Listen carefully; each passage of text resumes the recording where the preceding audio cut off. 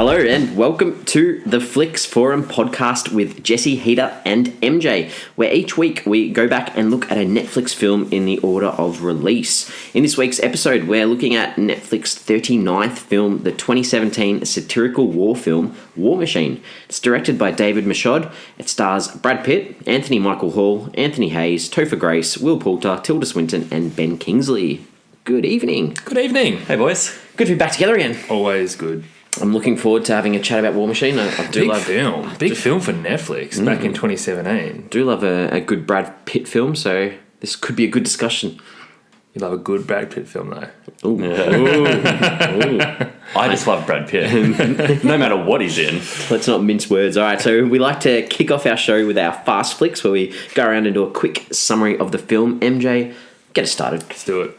So, following the story of a US Army general who takes over command during the war in Afghanistan. Along with his quirky group of faithful soldiers, he works to navigate his way through a host of red tape to complete the mission the way he sees best fit.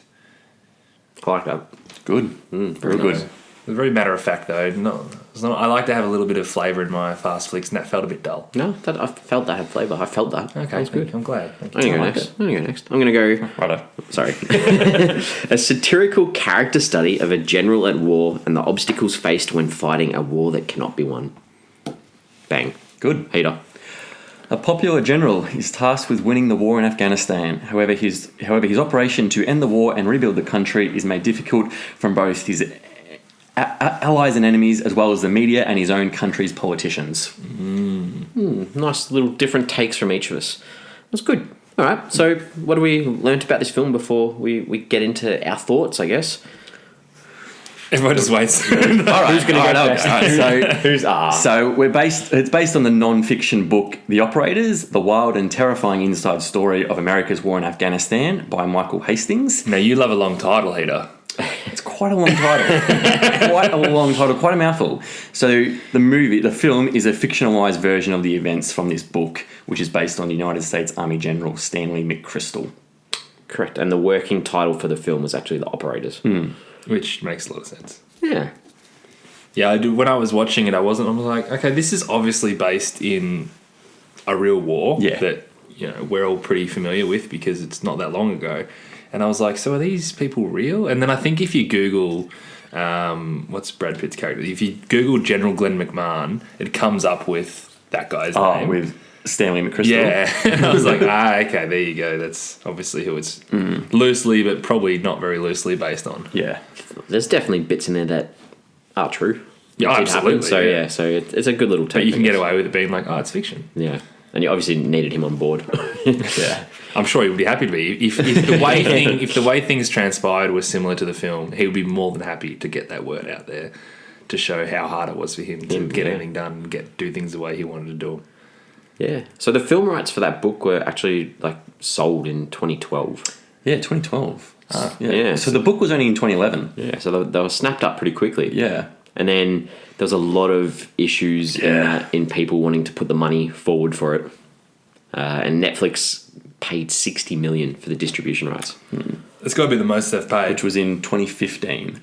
That's so 3 years after kind of it first got announced. It's a lot of money. Did you guys want to hear some similar films? Oh, yes. That were had a $60 million budget? We haven't had this because we don't have the budget. Well, hang on, that's not even the budget though.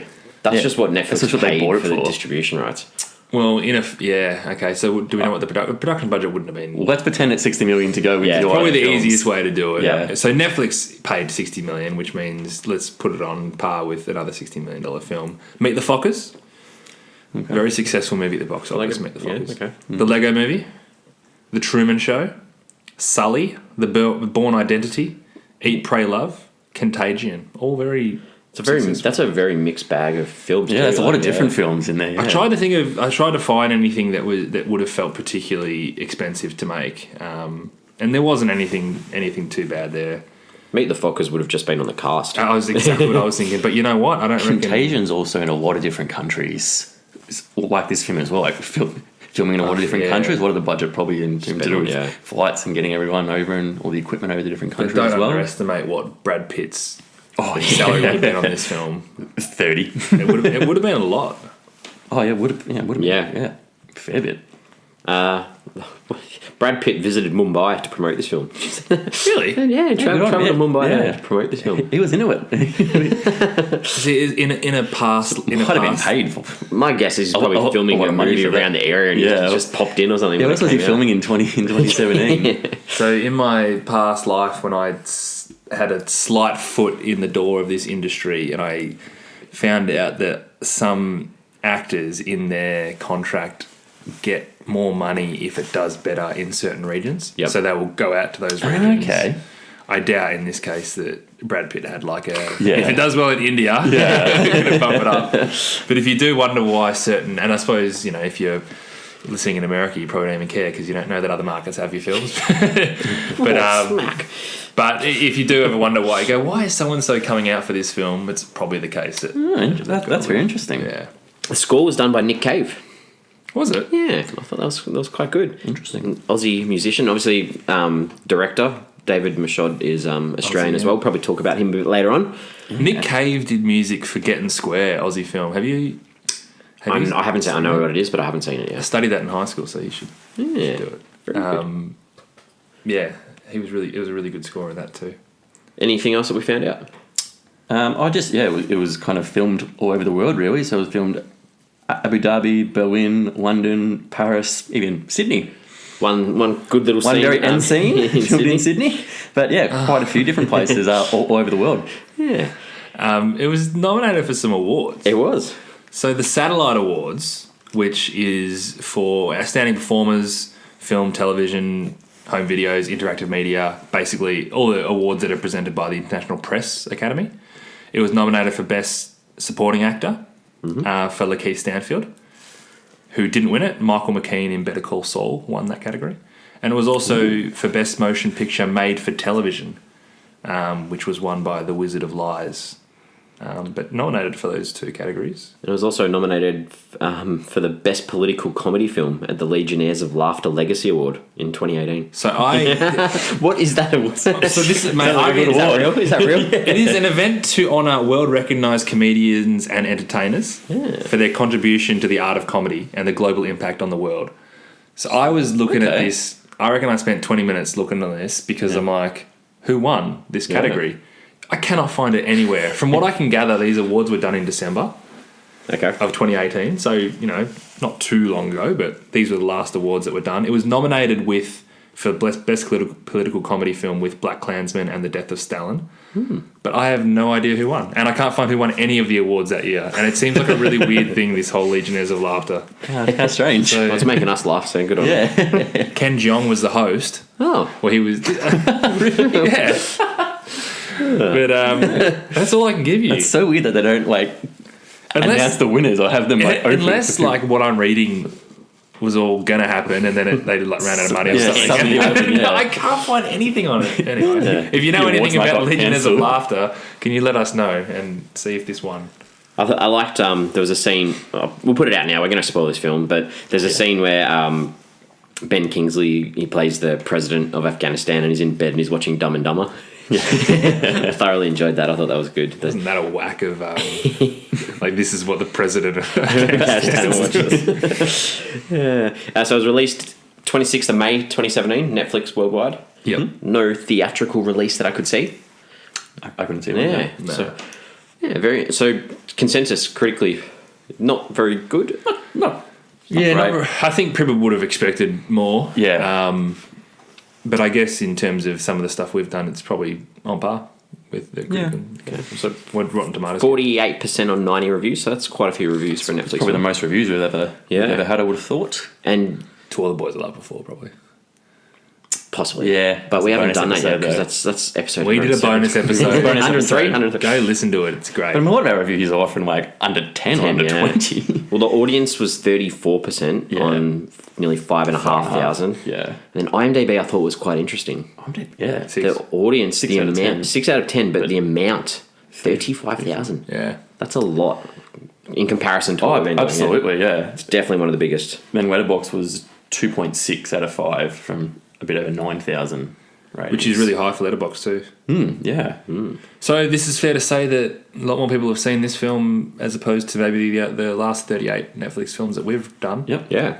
definitely. The Brad Pitt factor. Right, well, Has to be. what are some of our early thoughts on this film before we get into it? Peter, what do you think? Well, you know that I love Brad Pitt. He's one of my favourite actors of all time. I'll watch anything he's in. I didn't like this movie. Okay. Nah. I was getting bored by it. I wasn't interested. There's a few ongoing scenes. There's a few funny scenes I liked, but for most, especially the middle part of the movie, I was just sitting there like, I'm just a bit bored of this. It's not engaging me. So yeah, I wasn't a big fan of the movie. Yeah, I'll echo that. I mean, the first half of the film felt like a really shit comedy. Like it was trying to be funny, trying to be slapstick, and it really wasn't. But then the second half, which I probably enjoyed more, tried to be that commentary on war and almost like the despair of war for so many people and how hard difficult it is. And those two halves didn't work together at all. The first half of the film, I cannot stress this enough, I was so bored. And I think when you're sitting there and you know that something is over 2 hours and you're like, man, I've got to sit through more and more of this. I was so bored in that first hour. So I was the opposite because I mean they were very cheap and bad gags, but I liked them and I was like, that was funny laughing. It was the second half where I was just like, I'm just not interested in what's going on here, and kind of obviously the more serious story they're telling, I'm just sitting there like, this is not something that's interesting. It really did feel like two different halves. Oh yeah, absolutely did. Yeah. What do you think, Jesse? So I watched this when it came out. That's right. With my wife. So this is another one that I had seen before. And I totally agree that I think the rhythm throughout was completely a bit morphed. Whereas you got the first half, which is trying to be a comedy, and the second half, which definitely tries to go more on the emotional side of things and try to give that sort of message. But I thought this is probably the funniest Netflix film that we've done.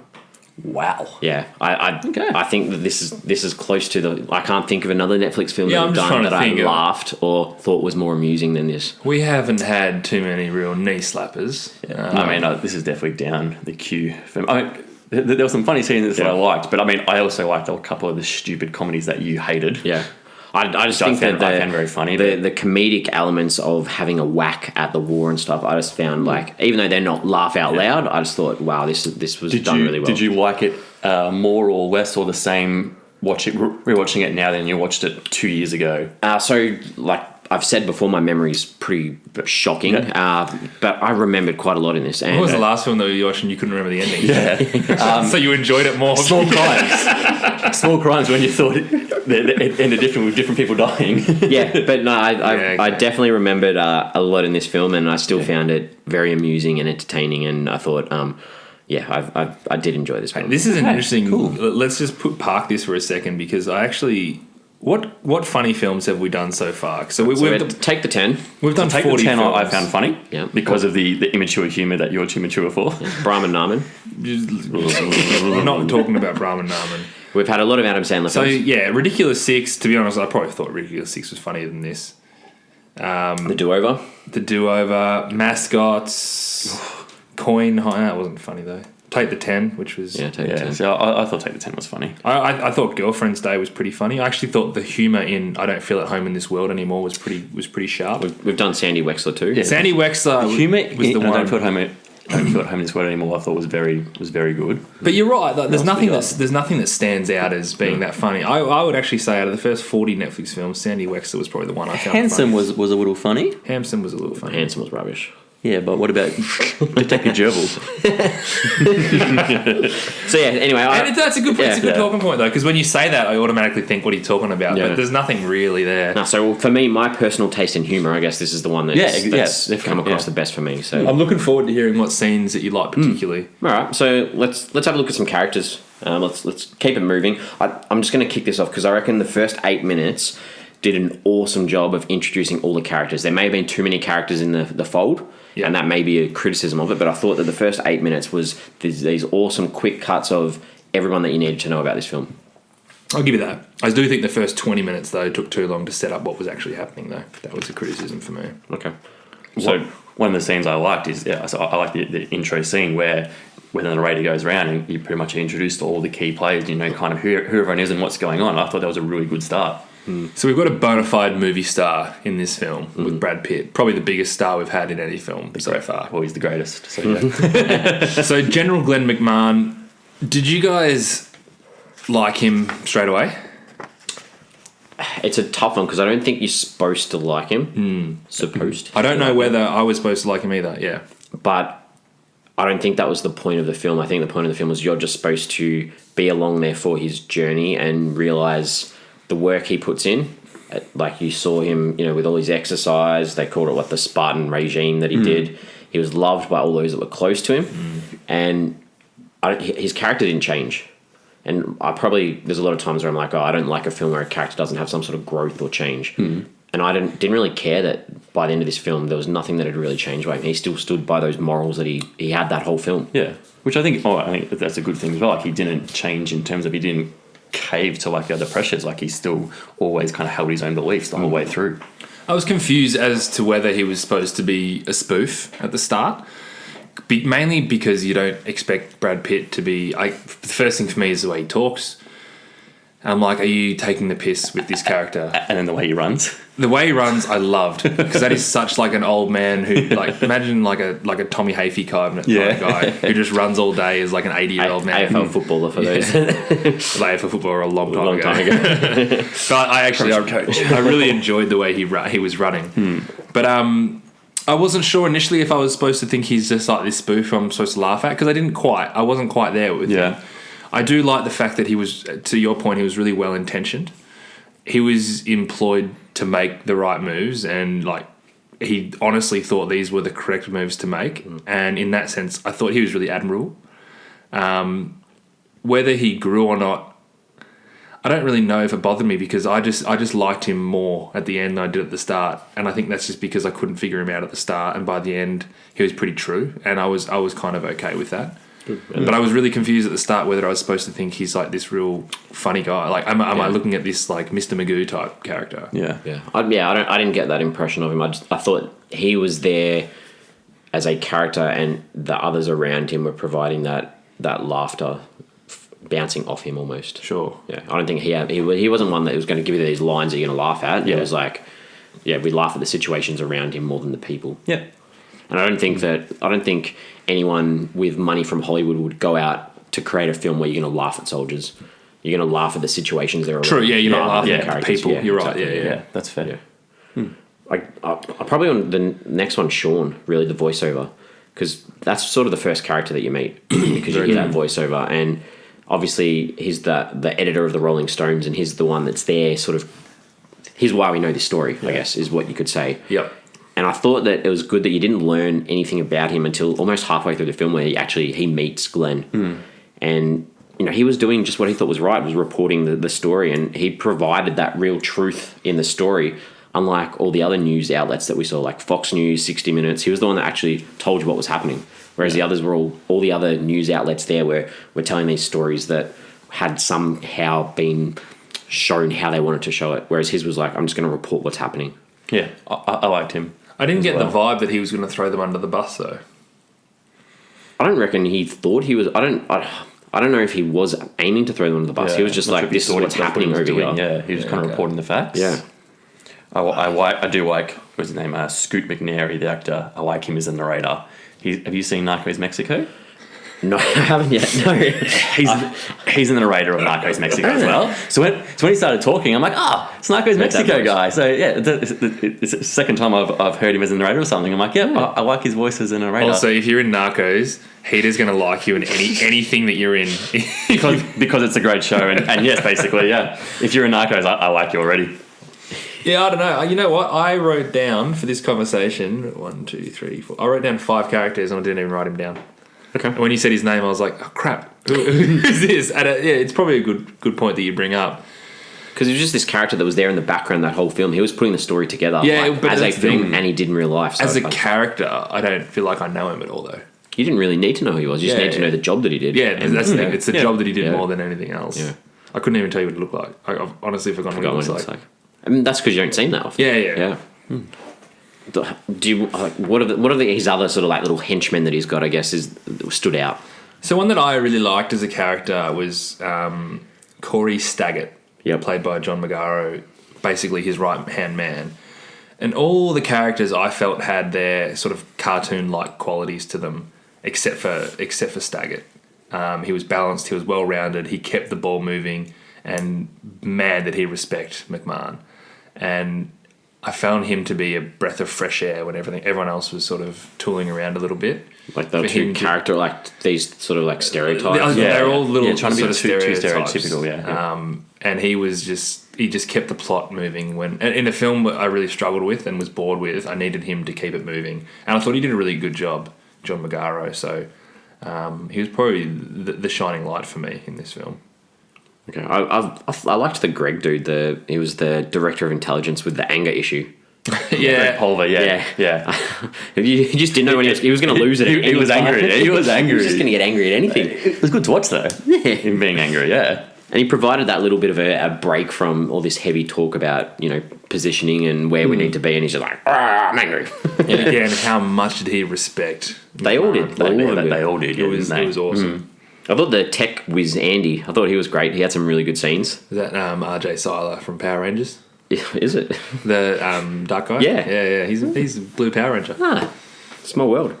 Yeah, I thought he had some really, really good scenes. There are a few others that I was just like that public affairs officer, the Simon Ball guy. I thought he was pretty rubbish because the civilian consultant guy who was played by Topher Grace, he did more by getting Rolling Stone on board than that guy actually did, I thought. So I never quite understood the angle of Topher Grace.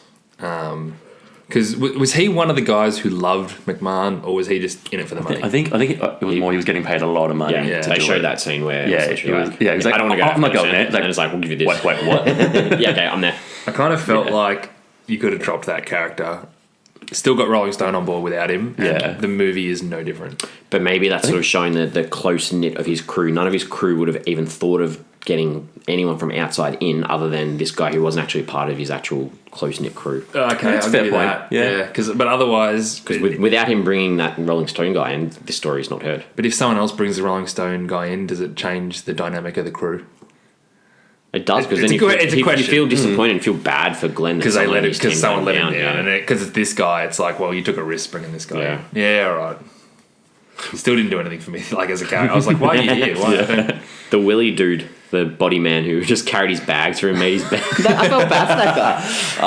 That poor guy. Just spent the whole movie just carrying bags around. Do you want me to come home with you? Yeah, he still respected the crap out of him. He's just like, on the plane, I'll come with you. Yeah. It was good. I liked Alan Tuck's character. Alan Tuck's from Ferris Bueller's Day Off. And Alan Ruck.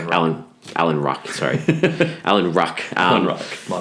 Michael Tuck. Alan Ruck from Ferris Bueller. Spin City, Speed. He's in Speed, yeah. I just thought he played that pure arsehole. I thought he was good. Yeah, his character was good. It was good in being the villain. I mean, yeah. I felt like he turned bad really quick. I know they set up at the start that, we want you to end this war. We don't want you to call any more troops. But then he just became a real arsehole and a real weasel really quick. And I was like, okay, so you super hate him. He was fine. My favourite character was the Afghani president. Yeah, the Ben Kingsley character? Ben Kingsley, he was great. He was just so funny. Yeah. Those scenes that we were in were some of the best scenes in the film. What about, what's his name, Batty? The other Afghani guy? Yeah. Who wouldn't wear his uniform? Because he didn't want to get killed on the plane. So it felt like a fair enough reason. I actually liked him as a character as well. He was good. Some of his facial expressions were excellent. The whole, I have no idea what I'm doing here, but I'm just going to bluff it. Even in that, one of my favourite scenes was when he gets kicked out of his seat at that dinner. And then a big hoo-ha kicks out. And he comes back down. He's like, oh, that was weird. I thought he was good. The last character I want to mention, it might not be last because you might have one more, is Jeannie McMahon, his wife. Yep. So her storyline actually really resonated with me. And I actually enjoyed the sad, I'm by your side angle that Meg Tilly gave the role. And it was borderline pathetic. But the scene where she mentions that she's proud of him and she's also proud of herself added this level of depth to her that she didn't have initially. And I think that highlights what it would be like having a partner who is so dedicated to serving their country in that respect. And she wants to be selfish and be like, come home, I'm here. But she's like, well, he's doing the right thing for what he thinks is right. And I just, she was, as I said, she was supposed to feel really pathetic, but it resonated with me I didn't even think she was pathetic. I just thought she was patient. Patient. I just thought she was it's a good word for massively it. patient, and that even though their relationship looked really weird from the outside, you could tell that she was still sort of that rock for him. Yeah. And you saw that in that absolutely. scene in the cab where that like she's like worried about him and he just puts his hand on her hand. It was just nice. Yeah. Yeah, no, I really liked her. she was Because at the good. start, I thought she was going to be in that one scene. And that was it, Just to yeah. show you that, like, he's got a family, but he's married to the job. And they persisted with that. And I thought she did a really good performance. Did a really good performance? What's the... She gave her a good She gave a really good performance. So I don't like to comment on acting too much because, I feel like that's like a specialty. I couldn't do it, Yeah. I got one more character. Go. Yeah. Cole. So Cole's I the forgot black about soldier. those. Yeah. Is that Lakeith Stanfield? Yeah, Lakeith Stanfield. Mate, he was unbelievable. So I just thought every scene with him in it was purposeful. Like the first time you see him, he's the one that's challenging Glenn about not understanding what they're doing there. Yep. And I just thought he represented everyone in that group really well by not knowing what they're doing there. And then I've got the scenes later on, when you see him at the end, like I just thought he was a perfect representation of these soldiers. That was the best scene in the film. I was so lost with this film. When that film happened, I like paused it. I wanted to write some notes, and I just wrote like, "Give me more Lakeith Stanfield. I need more of him in this film." And then he didn't come back for like an hour. Yeah. But that was an awesome scene. He was unbelievable, and I'm so glad he got nominated for that award. Yeah. When you got a cast of 15 people that you'd probably talk about before him, that's how good he was in this. And obviously, was Get Out after this? Yeah, it would have been. Yeah. But yeah. Yeah, he's gone on to bigger and better things. Any other characters? So I guess we can look at the actors and the director's previous work. So David Michod, it's his third feature. He's an Australian director, and his two prior films were both very Australian films. They are, yeah. Animal Kingdom and The Rover. So this is sort of like a bit of a step away for him, something a little bit different. I haven't seen The Rover. I haven't seen The Rover either. I've seen Animal Kingdom, obviously. Yep. I think we all have. Yeah. Yeah. Have you seen The Rover, Jesse? I haven't seen Nah, The Rover. That was Hugo Weaving? Yes, Yeah. I'm pretty sure, yeah. But yeah, so obviously a big sort of step sideways for him. Good on him. Massive change, yeah.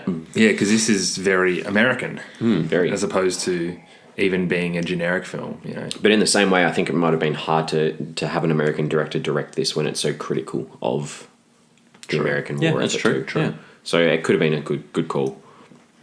What about the act? I thought Brad Pitt was really good. I thought that his performance was great. I agree. I really like Brad Pitt's performance. Good. I'm glad we agree on it because I just thought he could do good comedy films. He's done some good ones. Yeah, he has. He has, but like make him the lead in a comedy film rather than just like a little cameo. He's more of a seems to be a bit part player in comedy. Yeah. Burn After Reading, he's really good in, but he's like the fourth or fifth lead. Brad- It might not even be that. Brad Pitt was pretty good in this, but this is not the sort of film that's going to be on his in memoriam Oh no, not at all. thing when he's passed away. Not at all. He was okay. Like, I thought it was good, but yeah. Yeah, like he was. This is a great performance. This isn't top Brad Pitt. That's what I mean. Like he was good. But It was good. Let's not write home about. Well, the other one I thought was really good was Tilda Swinton. She was awesome. literally on the screen for a couple of minutes. tiniest little, and this cameo is this German representative. It was nice to see, like, she did such a good job, and it sort of made you feel someone's actually challenging Glenn for, like, the real first time, apart from these American people. It's someone from the outside. Yeah. And it made me, like, her performance made me feel sorry for him, and, like, how much he thought he was doing the right thing. And I was going to say, how well did he respond to that as well? That was, you're picking out all my favourite scenes before we start. But I seen that, yeah. Because, and to that point, the scene afterwards when he's in the car with his wife, he wasn't feeling, like I just got beaten in a debate kind of thing. He was thinking like, wow, I never considered it from that perspective. Yeah, and then you get the shot, he goes and reflects in that room, so it's not like he took it really critically or anything. He took it and said, okay, I can work on this. Yeah, I really like that. I called it the Tilda Swinton scene. Oh, good. Anything else? All right, well, let's look at some scenes. So, MJ, what have you got left? Because I don't want to steal any more of yours. You know what? For a film that I didn't love, I was surprised by how many good scenes that I actually had. So I liked at the very start, the one line when they were going through the characters.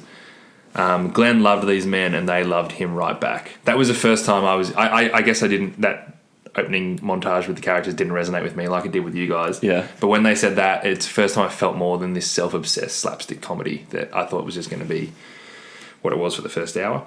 After that, the scene when he first met President Karazi, and Glenn was awkwardly standing in the room whilst it looks like he was praying. Yeah. And then you just hear him just go, fuck it. Because they're trying to hook up the Blu-ray player. Yeah. I thought that whole first scene with him was great. I did not see I've got that in the funny scenes as well. That was a very good scene. I didn't see that coming at all. But Blu-ray player, like, where are the red and white? It's so true. When you go from HDMI to the AV cables and you're like, hang on, don't I need these 3 cables? Yeah. It was very funny. Simple world now. I love the Lakeith Stanfield initial scene when he's like, why are we here? What are we doing? And the scene at the dinner where he tells off Tom Howard for taking Batty's seat. And when he said, you're taking the seat of the only Afghani on the table, and he's like, boss, I'm pretty sure the Afghani ambassador is from Afghanistan. I got that down too. But you know what, even prior to that little gag at the end, I did enjoy him just giving an absolute ribbing to that guy. That was really good. And the last one I've got, because you mentioned the Tilda Swinton one already, the scene when they ate dinner at their 30th anniversary and she said, I'm proud of you and I'm proud of me too. There's a few things in the second half of the film that resonated emotionally. Yeah, I think it was important for her to give that self-recognition too. That's what I mean. That's what I loved. Like, she could have been like, I'm proud of you. And I'm like, because at the time I'm like, you're really pathetic. Like, I get it and I feel sorry for you, but this is pathetic. And when she said, I'm proud of you. Patient. No. But when she said, I'm proud of you, I'm like, this is quite pathetic. And when she said, I'm proud of me too, I was like, you go, girl. Like, well done. Because if she hadn't have shown that self-preservation, then you would have been like, think about yourself too, you know. Yeah. So I agree. Patience is a much better word for it, but it felt pathetic until that point. Good. That's me. But there's some good scenes in there. Yeah, Peter. I had a couple more just of the funnier scenes. I won't swear, but the mother effer scene, and they're talking about it because he's taking it. Which are we going on? Because that's a very bad thing in our culture. And so he's going around with the locals and touring around. I've already sworn in this podcast. Yeah, like to the Blu-ray player. But it's like, okay. The only complaints we've got is you're urinating in the streets. They're calling us motherfuckers all day. That's bad thing. I can assure you that's not something that we do in our culture. I really enjoyed the scene of the growing heroin over the growing cotton, and the explanation as to why they didn't want to grow cotton, so instead we're growing heroin. Yeah, and what's the explanation is because the US won't let them sell cotton. Exactly. That was very good. And when he's on the FaceTime call with Dick and they're pretending that he can't hear him, and he's got his other guy comes in to help him out, I thought that was a very funny scene as well. I like the prior one to that too, where they're both trying to turn it off and neither of them can work out how do we end this call. That was funny. I did like the fact that he insisted on being called Richard and they just kept calling him Dick. What was his surname? Willie? Was it? No, that was someone else. It was something ridiculous. His surname was like it. I also liked the scene where Glenn threw that Dick guy under the bus when they're in that meeting, and he's like, you said you didn't care if I had any more troops. Didn't say that. Yeah, you did. No, didn't say that. And then like when he gets angry at him for going on 60 Minutes, I just thought like those scenes were so funny. So you guys have gone through a lot of mine already. I thought the commentary on elections was really good, like people just voting for who they're told to. And I think Glenn asked that question, like, or someone asked it, how's it different to Washington? How's it different to back home? And I was like, it's a nice little commentary on that as well. I felt let down for Glenn, and I think I liked it, the scene in Glenn as a character, but when Obama, and he's got this big deal about getting there in time to meet Obama, and then literally Obama like gets the photo he needs and fobs him off, and I felt let down for him then, and I liked that scene, even though it wasn't good for him. First time he kind of felt really vulnerable. He was getting let down a lot, and that was the one time he's like, you know what, I'm actually in a bit of strife here. Dick Waddle, by the way. Dick Waddle, there you go. Yes, that's fantastic. The Lady Gaga thing about the competition between Gaga and Glenn on the cover of the Rolling Stone. I like that scene in the bar with the follow-on later on where they're sitting there and then the Lady Gaga song comes on in the background. I thought that was quite a nice little follow-through as well. I mentioned this before, Lakeith Stanfield as Cole, when he's towards the end of the film where there's a whole group of soldiers walking down the streets, and there was just this nice isolated sort of feeling when the sniper shots come down, and it leads to him sort of going rogue and running off, and then he sees that devastation that him shooting those rockets had sort of done. And then I did like that gunfight, the gunfight scene. Did it bother anyone else that the guns look like toy guns? And I'm no Wasn't expert in paying this, but attention. it's the first time I noticed. Nah. I was like, the guns that they're holding look like toy Not guns. really. I mean, for me, it was more that was the part of the movie where I was getting pretty bored, and I was like, I need something to pick me up, and I just thought, oh, cool, there's like a gunfight here, so that was more kind of, it was a good spot for it for me. It was to pick me up, so I wasn't really kind of focused I wasn't on the focusing guns on it. because I'm more just like I'm just happy there's some gunfight, out. some action, yeah. And I like the follow-up to that scene where Glenn gets in the helicopter and it lifts up and then you see Cole sitting there and the sand just blows in his face. It just sort of gave that final impact of you've stuffed up sort of thing. Yeah. Last one I've got is I really like that cameo from Russell Crowe at the end too. I just thought that was hilarious. Like That was funny. it's just some other guy with the same gun-ho attitude. It's like, Yeah. you know, he's just coming straight in to replace him. And Russell Crowe. And Russell Crowe. I think that final voiceover really summed up the film because I was, I was at the point where I knew that it was becoming this commentary of war and the way America handles war, and at the end it's like, and this just keeps happening again and again and again. All right, well, that's all. Is there anything that you didn't like? You know what? For a film I didn't like, there weren't like specific scenes that I didn't like. I kid you not. When I watch the films for these podcasts, I like to write just a few notes. So I'll just think of something, I'll just write quick note. There's 4 times in this I just wrote, I am so bored. Like, I just couldn't think of anything to say, and I was just focusing on being bored. And I'm like, better write it. And I wrote it 4 times how bored I am. But the only film scene that stood out as I really don't like it is at the very start at the airport when he goes, let's go win this thing. I was like, you go on a war? Like, what sort of attitude is that to say at the airport when you just got to jump on a plane and then go travel there? I'm like, That was a perfect setup for his character though. Because that's what it was about. He was about winning. It wasn't about going in and... I suppose it's not so much about, like, let's go bring these troops home. It's more just like that was just a really weird way to open a film. It sums up that mentality of that war. That whole... I get it. But that's cool. it for me. Peter? I'm the exact same as MJ. A movie that I did not like. I can't pick out scenes I didn't like. It was just I was sitting there going, I'm bored. I'm just not interested in this. I need something to engage me, and it's just not happening. So there was no scene I didn't like. I was just bored. I don't have a scene I didn't like either. Okay. Touching, maybe we can get our results at the end up a little bit. That doesn't make it good, though. So, Okay. Well, what was it trying to say? What are some themes? There's I realise I just kind of said this in the last thing, but it was a commentary on how America ballsed up the situation and have done so with similar situations, which is why I think the film was a little bit messy and jerky because it was kind of talking about a whole heap of different little issues that they've stuffed up. So it didn't feel that smooth. And it all kind of culminated with that final voiceover, which summed it up really nicely, I think. But that's kind of the main theme that they were trying to portray in the film. Yep. Yeah, no, that sounds good. There's this idea about they kept saying you can't rebuild a nation at gunpoint. So it's like we've looked at a couple of films. It's like these people that are in a place they probably shouldn't be, or they have no real reason to be there. I thought like it tried to show that the media was like failing or fails us with war coverage too, like not necessarily representing the truth at all times, whereas it all comes from this one story. Obviously the futility of war, like we see the civilian casualties, and they didn't try to make this emphasis on, we don't want to kill anyone. We don't want to kill any civilians. And I liked that they kept bringing that back up. I thought it was quite a big attack on the US military and like its allies. And they said this, they thought they were the most important people in the world with the most important jobs in the world. Whereas realistically, they weren't. Was that scene where he comes in on the chopper when he's getting his speech translated and they're just basically saying, just leave, please, just leave. Yeah, exactly, like, making take money, just go. Yeah.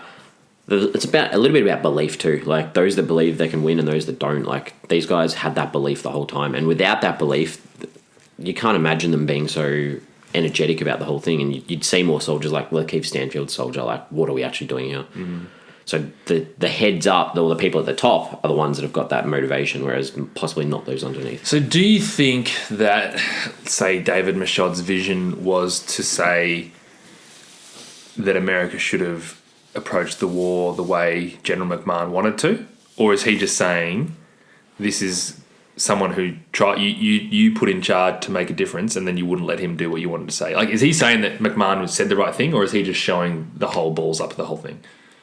bit of both, I think. I think he was trying to show the whole balls up. And he didn't make McMahon out to be a villain or anything. So, No, not at all. So I don't think he was trying to be too critical of him. But I think if anything, he thought McMahon was the right thing. But I think, he thought McMahon was the right person to do it. They didn't support him enough. Maybe showing they didn't support him enough or to give him kind of what... Yeah, I feel that's a bit risky, though, to say that he was thinking... Yeah. You know what? If you guys had done this, you would have won the war. I don't think he was necessarily saying that. Yeah. I think he was more just... It was just an overall commentary of how things could have been different. Well, I think it was very critical of Obama. Massively. Yeah, and my thoughts maybe are that the US, and they weren't quite ready for a film like this when it came out. Like, they weren't ready to... Like, they're their first year in with Trump. Maybe they're not ready to be, like, whack at Obama. They made this commentary. He's not a leader. He's an orator. He's just someone who speaks. Like, he doesn't actually lead the people. So I thought maybe if they just weren't ready for this whack on Obama so early, and if it was made, in 15 years' time, maybe this would be seen as a lot better film. Do we know if there was much commentary once this film came out in America? Don't know. Question without notice. I didn't see much of it researching, but I probably wasn't looking for that though. Never was big enough to come out here. Get to here. No. All right, what do we take away from this film? It was way too long. Yep. There were too many storylines that were coming through. So you had like taking over Helmand Province, wanting to get extra soldiers, the politics of it all, the relationship with his wife, the Rolling Stone article, trying to help the Afghans, accidentally killing some innocent people, being a good leader. It was all mismatched into one film that didn't seem to have that much direction. Yeah, there was just too much going on. Yeah. All at once. That wasn't working. Probably what McMahon was feeling. Yeah, absolutely. Yeah, and you know what? Yeah, probably was. It doesn't... Yeah. And it just doesn't necessarily make a good film. It makes it harder to enjoy, though. Yeah. I thought it was quite funny throughout, and like I agree with you guys, the pace probably let it down towards the end. Like, it goes from this comedy to quite a serious sort of film. That's what, sort of stood out the most for me. Yeah. No, when we talk about funny scenes in this podcast, whatever film, I find them much funnier when I'm talking about them with you guys. Because we're laughing together. I mean, obviously, when you watch films with other people, you laugh more. But I just find like laughing through these scenes is really good. But then I remember every time we do like talk about funny scenes, it's always so much funnier when we're talking about it.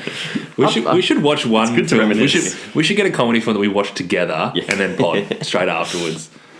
We'll probably enjoy it more. We probably would. I probably would have seen this in the movies. I went through this little stage where I liked going to see war movies at the cinema. I probably would have seen it. What's your favourite war film? Shawshank Redemption. Is that a war film? Sorry. Better say that. I'm like, I've just different stretches of war films and all, but I don't think Shawshank really fits into. Sorry, you've just gone favourite film. Shawshank Redemption. Sorry, I meant Schindler's List. Schindler's List. Sorry, Schindler's List. Oh yeah, that's a good one. That's what I meant. That was a quick response. I'm like, whoa, no. Interesting. Heater? Well, my favourite movie is Braveheart of all time. So Braveheart, but other war movies are Saving Private Ryan. I think for me, it's probably Hurt Locker. Hurt Locker was very good. Platoon. Platoon's high up there as well. I love Platoon as well. Yeah. I can name a few. Yeah, true. All right. IMDb. We sometimes jump online to check out anyone that we may recognise from something else we've seen. Did any of you guys get on? I jumped on to work out who Anthony Michael Hall was because I obviously you said last week, Anthony Michael Hall's in this, and straight away I'm like, oh, that's Brian from The Breakfast Club. Obviously, it's 30 odd years, and I'm watching the film going, haven't seen Anthony Michael Hall yet. It's been 30 years, but surely I could not recognise him, and he was Greg Pulver, the angry dude. Yeah. And I'm like, wow, you look so different to when you were Brian in The Breakfast Club. Yeah, I looked him up because I'm like, I can't see Brian anywhere. I'm not sure. I'm halfway through the movie. I've got no idea who Brian is. Yeah, he was Greg Pulver, and he looks really different 30 years on. Yeah, that was mine. For me, it was John Magaro who played Corey Staggett. His little movie called Liberal Arts by Josh Radnor. Very good film. I highly recommend it. He plays Dean in Liberal Arts. Is Josh Radnor Ted Mosby? Ted Mosby, yeah. Yeah, I was looking at him like, who is this guy? He's so familiar. Bang, done. Thank you, IMDb. I used Shazam. I didn't use IMDb. I used Shazam. There's this scene where Glenn's running. He's always running. And there's this scene where he's running through Paris, and this like big orchestra, like this heavy orchestra comes in. I was like, I know that music, but I don't know what it's called. So I just Shazammed it, and it's called Romeo and Juliet's Opera Number 64. Yeah, that was... There you go. Did that ring a bell once you heard it? Nope. But now I know what it is. Now you're going to hear it again, though. Yeah, I'll be like, that was from War Machine. Won't remember what it was called. I did love the way he ran. That was great. It was very funny. Do you guys have any questions you want to ask? Not that I haven't already asked. I'm good. Well, I just want to know, and I think you guys have probably answered this, did they manage the comedic elements with the serious side of things? And you guys probably didn't find it funny anyway, so I was hoping that you guys were going to find it a little bit more funny. I found a lot of the scenes at the start funny, but I wouldn't say they managed it well because they did it all at the start and then there wasn't any more for another hour. Yeah. Yeah, I didn't find this film very funny, which is funny because... Funny is probably the wrong word. When we've done these podcasts, I'm probably the one who laughs at the most immature stuff. But yeah, it didn't get me this one.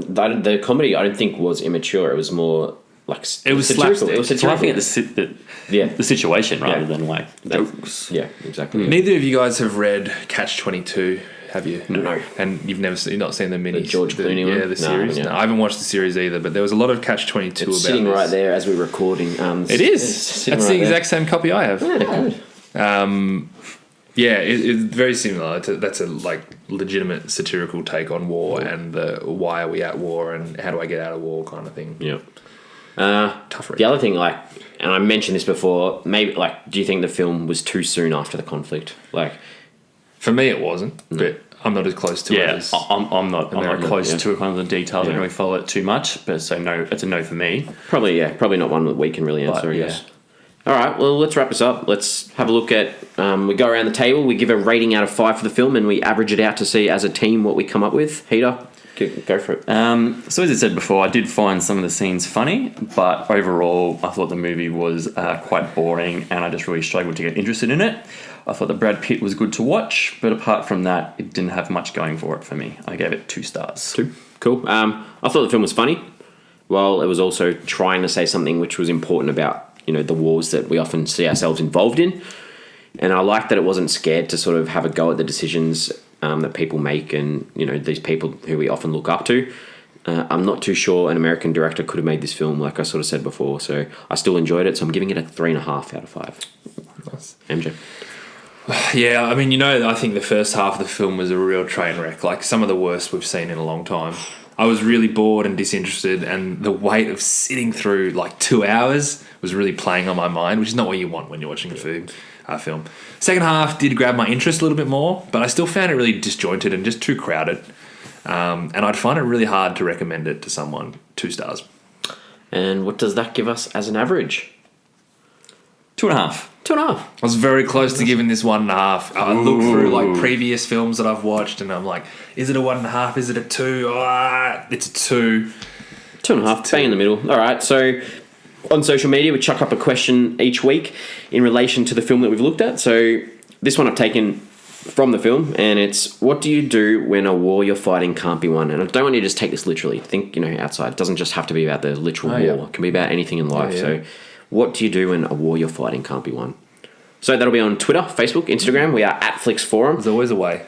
There is. If you're going through a war inside, you speak up, Peter. All right. Good. I agree. Please subscribe to us if you can. That'd be awesome. Apple Podcasts, Spotify. Best way to support us is giving us 5 stars. And making sure you download our episodes. Even if you don't listen, just download. Next week. You can probably listen to it if you want. Yeah, if you want to. That'd be awesome. It's great. They're pretty good. Well, if you're listening to us now, you've probably downloaded. Got through. Yeah, true. Yeah. So next week we're looking thank you. at the 2017 crime film Shimmer Lake. It's directed by Oren Uzel and it stars Benjamin Walker, Wyatt Russell. Oren Uzel? Sorry. If I've mispronounced it. Poor Oren. Oren Uzel stars Benjamin Walker, Wyatt Russell, Rainn Wilson, Adam Pally, John Michael Higgins, Ron Livingston, Stephanie Sigmund, and Rob Quadri. So get on board. Shimmer Lake. We'll watch that before we see each other again. Can't wait. Shimmer Lake sounds fun. Good chat, boys. Bit disappointed that you didn't like it as much as myself, but that's nothing okay. personal. No, that's okay. It's okay. I'll take it to heart. We'll see you guys next week. We'll see you then. See you, boys.